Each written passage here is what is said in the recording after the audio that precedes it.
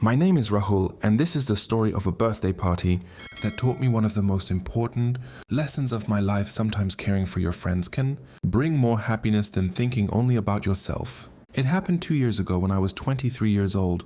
My birthday was coming up and everyone around me kept asking how I wanted to celebrate it. My family suggested a small dinner at home, while some of my relatives wanted to organize a traditional gathering. But I had something different in mind.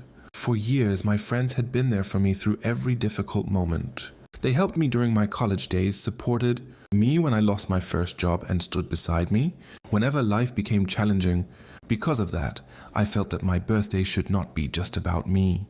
I wanted it to be a celebration for all of us. A week before my birthday, I started planning a party. I rented a beautiful hall near a lakeside resort on the outskirts of the city. The venue was not very expensive, but it had a warm and welcoming atmosphere. There were colorful lights, a spacious garden, and a stage where people could sing and perform. I spent several evenings preparing invitations. Instead of sending simple messages, I personally called each friend and invited them. "Your presence is the only gift I want," I told them. Most of them laughed and promised they would come. As the guest list grew, so did the expenses. My savings were limited, and I knew I would have to spend almost all the money I had set aside for myself. For a moment, I hesitated. I had been planning to buy a new smartphone for months. My old phone was slow and damaged. Every practical thought told me to save my money. Yet whenever I imagined the party, I pictured my friends laughing together and creating memories that would last forever. That thought made the decision easy. I chose the party. On the morning of my birthday, I woke up feeling excited. Messages and phone calls started arriving early. My parents wished me first, followed by my siblings and relatives. Everyone seemed happy.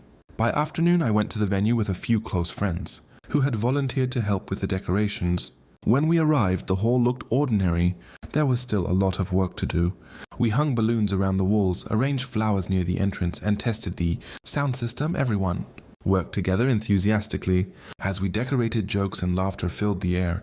At one point, my friend Arjun accidentally burst an entire bunch of balloons. The loud popping sound startled everyone, and for a few seconds the room fell silent. Then we all started laughing uncontrollably. Moments like that made the hard work enjoyable. By evening, everything was ready. The hall looked beautiful. Soft lights illuminated the garden. Colorful decorations covered the walls, and music played gently in the background. Guests began arriving one after another.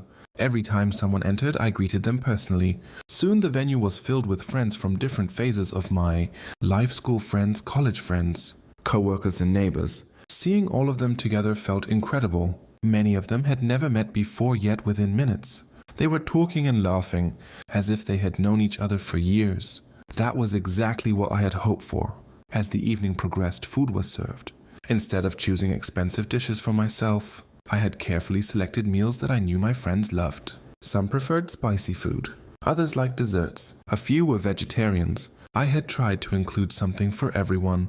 Watching them enjoy the food made me happier than eating it myself. Later, music became louder and people started dancing. I am not a particularly good dancer, but my friends dragged me onto the dance floor anyway. The next hour was filled with energy and excitement. Everyone danced without worrying about how they looked. The atmosphere felt free and joyful. Then something unexpected happened. One of my friends, Samir, pulled me aside. He looked worried. "Rahul," he said quietly, "I think I lost my wallet." His face showed genuine panic. The wallet contained cash identification cards and important documents. Immediately, I stopped what I was doing and began helping him search. For almost 40 minutes, several of us looked everywhere. We checked tables, chairs, the garden parking areas, and even the restrooms. Meanwhile, the party continued inside. Part of me wanted to return and enjoy the celebration. After all, it was my birthday. But another part of me knew that my friend needed support.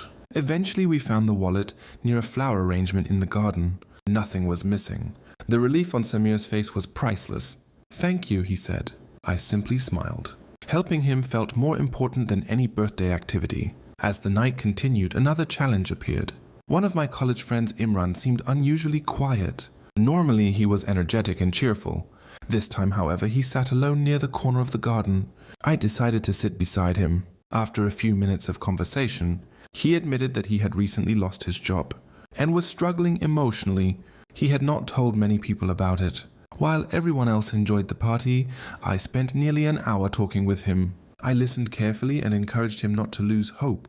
I reminded him of his talents and strengths. By the end of the conversation, he looked noticeably better. Before leaving, he hugged me. "Today was the first time in weeks that I felt positive," he said.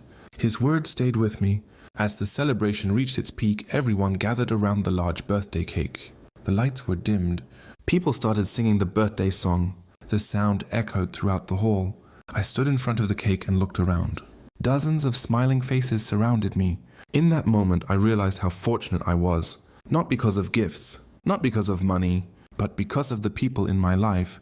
After blowing out the candles, I cut the first slice. Traditionally, I could have kept it for myself or given it to a family member.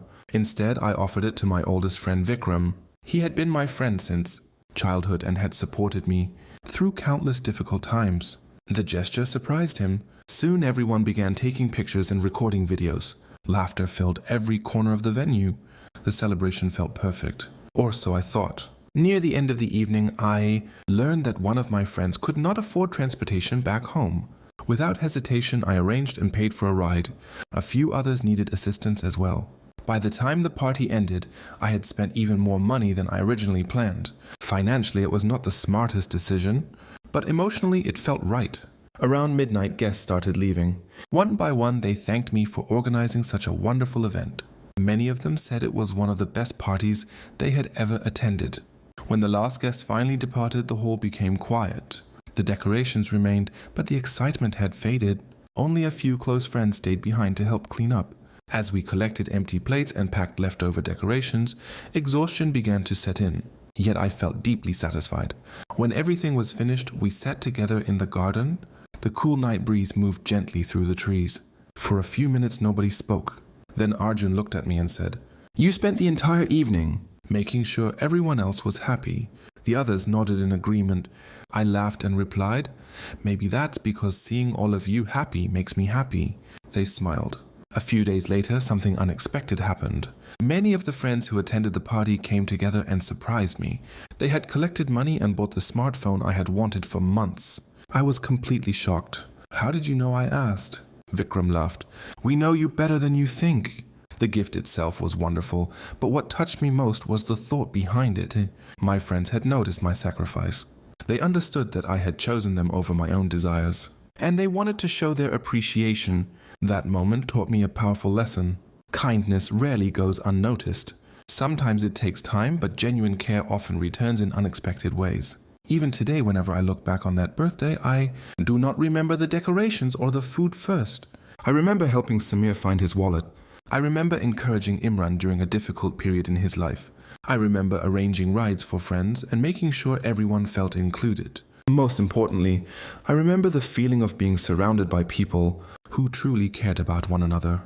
Many people believe that birthdays should be about receiving attention, gifts, and special treatment. There is nothing wrong with that. But that year, I discovered a different kind of happiness. I discovered that sometimes the best way to celebrate your own life is by making others feel valued. The party lasted only a few hours. The memories have lasted for years. And if I had the chance to relive that birthday again, I would make the same choices without hesitation. Because on that special night, I valued my friends more than myself, and in return, I received something far greater than gifts or money.